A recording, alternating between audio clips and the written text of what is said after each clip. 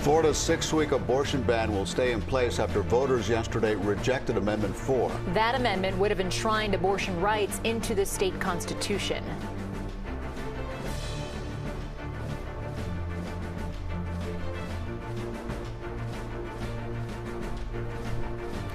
It came up short of the 60% needed to pass. While some are celebrating, though, others argue it should have passed since a majority voted in favor of it. CBS News Miami's Nikiya Carrero spoke to both sides of the measure and shows us where the issue will head next.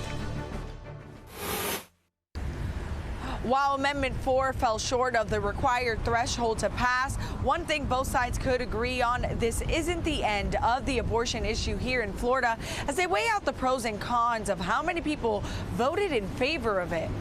So I'm well aware that we didn't do what we really set out to do, which was amend the Florida Constitution. Anna Hokemer with Florida Women's Freedom Coalition says when the measure fell short 3%, she realized work needs to be done. The main problem that people have in Florida is that they're not aware that the abortion ban exists until it actually affects them. And they find themselves in a doctor's office or an emergency room. But on the opposite side, the Archbishop of Miami, Thomas Winsky, says the people have spoken and the language of the amendment played a role in their decision. It didn't specify what a health care provider was.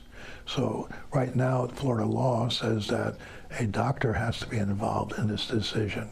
This amendment, had it passed, would have taken that away, perhaps. Some would argue the majority of people voted in favor of the amendment, but a 2006 amendment passed here in the state of Florida requires 60% of voters to vote in favor of a measure. The Republican legislature decided it was too easy to amend the Florida Constitution, and we voted with only a 50% threshold, by the way, to increase the threshold to amend the Constitution to 60%. That's why we need this supermajority. But Florida Women's Freedom Coalition and the Archdiocese of Miami says the fight is far from over. I think the message should be understood loud and clear in Tallahassee, and certainly by the legislature. 57% of Florida voters disagree with the abortion bans. So it shows me that we have a hard road ahead of us to, again, create a culture of life where every child would be protected by law and welcomed in life. The Florida Women Freedom Coalition says they will continue to help women travel to other states for abortion access.